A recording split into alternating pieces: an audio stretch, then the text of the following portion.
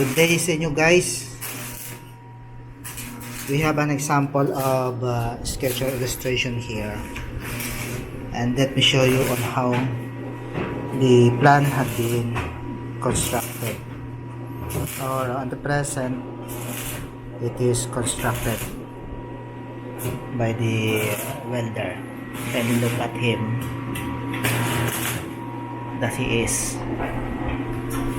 Okay, so we have a simple dimension here, which is the length of every span.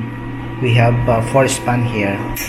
Okay, this is span 1, 2, 3, 4. In every span we have 0.74. Okay. Then the height of it is 2 meters, right? Okay, now as it is assembled, so here it is now. Okay, so this is now the length. If you look at the finished product of the first span, this is the first span. Right now this already finished the first span. See how the plan works, and at the same time how it is assembled. That is how simple and very important the plan we could be. So just to make sure that is already executed, you have to supervise it. Okay, here it is.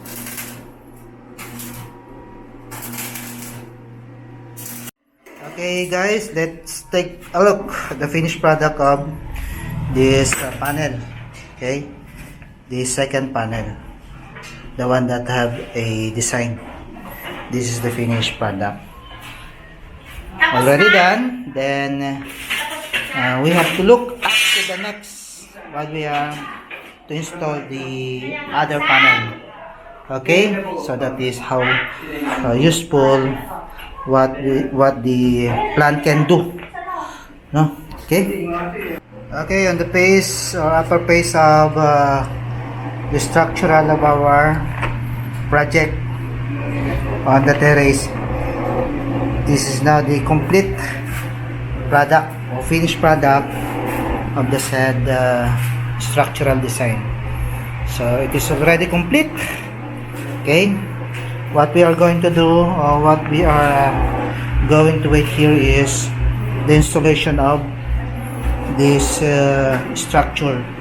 Okay, the design, if you look at the design, it is already same as it is instructed here, right? So the full output will be shown as it is installed on the balcony or the terrace of the house. Okay, see it guys.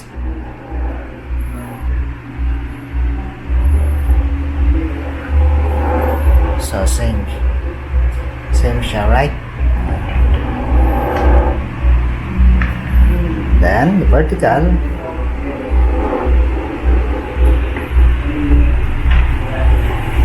then the right.